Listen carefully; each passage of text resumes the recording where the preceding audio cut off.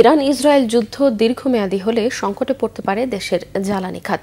বিশ্লেষকরা বলছেন, বিশ্ব জ্বালানির বাজার এলোমেলো হলে দাম যেমন বাড়বে, অন্যদিকে সরবরাহ পড়বে হুমকির মুখে।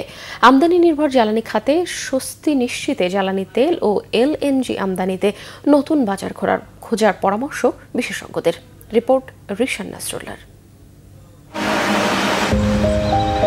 ইরান ইসরায়েল যুদ্ধের প্রভাবে টালমাটাল হতে পারে বিশ্ব জ্বালানির বাজার। জ্বালানি তেলের উৎপাদন যেমন কমবে, তেমনি এর বিপণনও পড়বে হুমকির মুখে। এতে দীর্ঘমেয়াদে বাড়বে জ্বালানি পণ্যের দাম।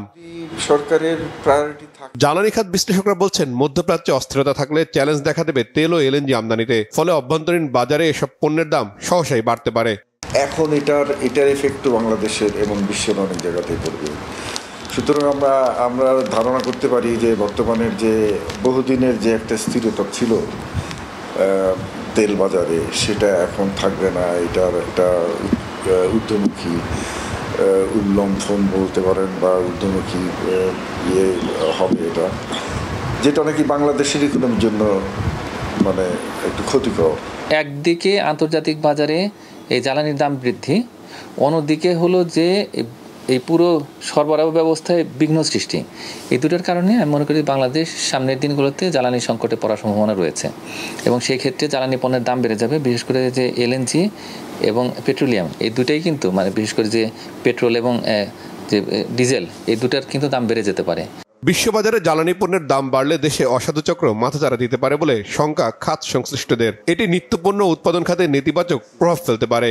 একটা ফ্যাক্টর আছে যে সুবিধাবাদী, যেমন যে যা কিছু ধরেন অস্থিরতা অয়েল মার্কেট বা জ্বালানি ক্ষেত্রে, সেইটার ছুতায় দামটা বাড়িয়ে দেওয়া হয়। এটা লোকাল কারসাজি আর কি।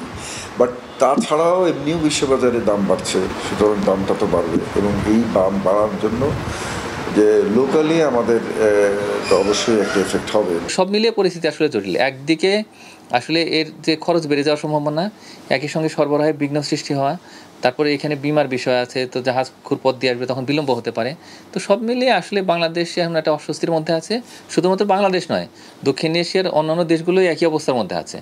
তো সুতরাং এই জায়গাতে যে অনিশ্চয়তার সৃষ্টি হয়েছে, এখানে যে একটা দাম বৃদ্ধিজনিত যে একটা ব্যয় বৃদ্ধি, সেগুলো সম্ভাবনা আছে। এটার কারণে দেখা যাবে কি যে বাংলাদেশের ম্যানুফ্যাকচারিং সেক্টর একটা বড় চাপে পড়তে পারে, উৎপাদন খরচ বেড়ে যেতে পারে, পরিবহন খাতে ব্যয় বৃদ্ধি হতে পারে, এবং একই সঙ্গে বিশ্ববাজারে যে প্রতিযোগিতা, সেই জায়গাতে বাংলাদেশ পিছিয়ে পড়তে পারে। জ্বালানি নিরাপত্তা নিশ্চিতে আমদানি নির্ভরতা কমিয়ে দেশে তেল গ্যাস অনুসন্ধানে কার্যকর পদক্ষেপ নেওয়ার পরামর্শ বিশ্লেষকদের। ইরান ইসরায়েল সংঘাতটা যদি অন্য রিশান নাসরুল্লাহ, বাংলাভিশন, ঢাকা।